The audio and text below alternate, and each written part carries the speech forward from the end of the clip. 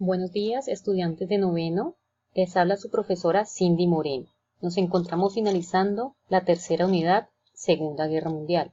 El objetivo de la presentación es identificar las consecuencias de dicha guerra como insumos para el próximo conflicto llamado Guerra Fría. Comencemos. Consecuencias de la Segunda Guerra Mundial. La manera más rápida de finalizar una guerra es perderla. George Orwell. Pero ¿quiénes son los que pierden? No pierden las potencias, no pierden los países, pierde la población civil, las mujeres, los niños, los campesinos, los trabajadores, que no comprenden los intereses políticos y económicos que se esconden detrás de cada guerra. Antes de observar las consecuencias, echemos un rápido vistazo a lo que hemos visto hasta ahora. Las causas de la Segunda Guerra Mundial.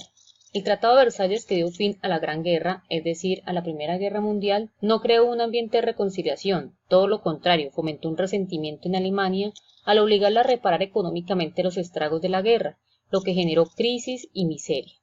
El pueblo se encontraba en difícil situación económica, lo que hace posible que Hitler, su máximo líder, pueda aglutinar todo sentimiento de resentimiento. ¿En qué consistió? Fue un conflicto bélico por el dominio territorial, donde el nazismo buscaba derrotar las potencias capitalista y comunista para obtener el control del mundo.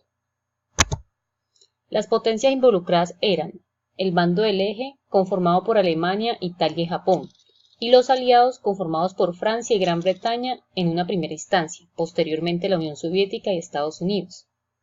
¿Por qué ingresa la Unión Soviética?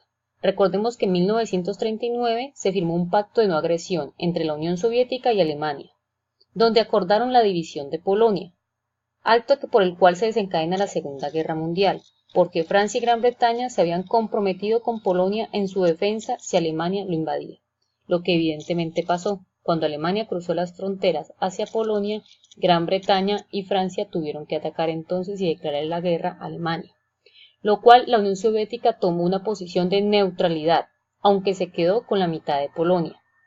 En 1941, Alemania inicia la Operación Barbarroja, que no es otra cosa que la traición a ese tratado de no agresión, porque empieza a invadir la Unión Soviética, lo que obliga a llegar a la Unión Soviética a acuerdos con Gran Bretaña y Francia, es decir, los ubica en el bando de los aliados.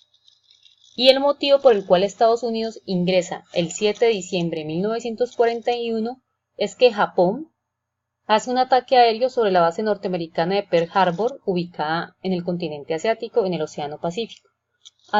Lo que quiere decir es que las batallas se lidiaron finalmente en África, en Europa y en Asia. En América no hubieron batallas, pero sí Estados Unidos, Norteamérica, estuvo involucrada en dicho evento. Pero también recordemos qué representa Alemania.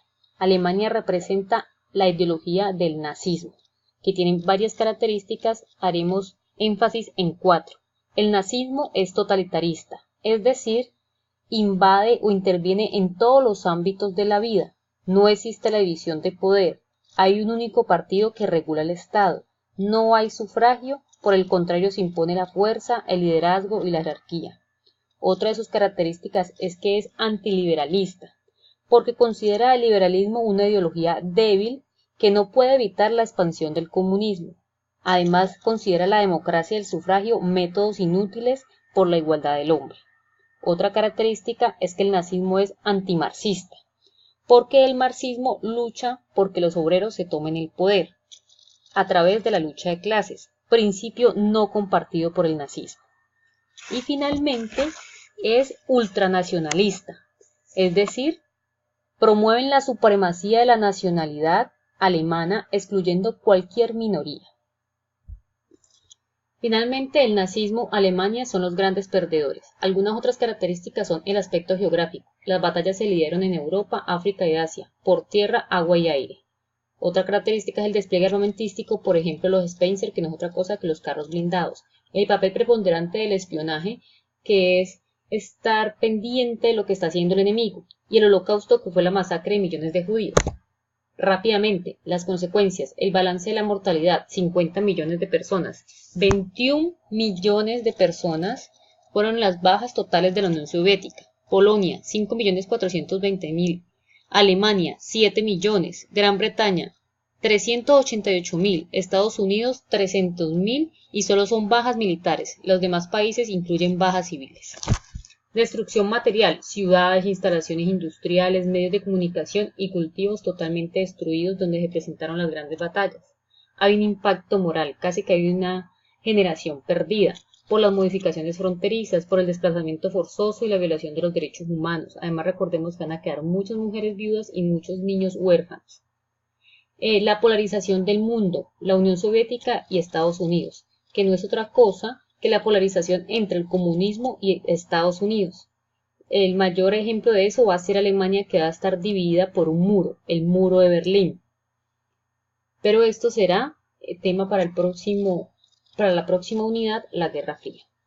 Y finalmente, la consecuencia más positiva es la creación de la ONU con el objetivo principal de velar por el mantenimiento de la paz y la seguridad internacional.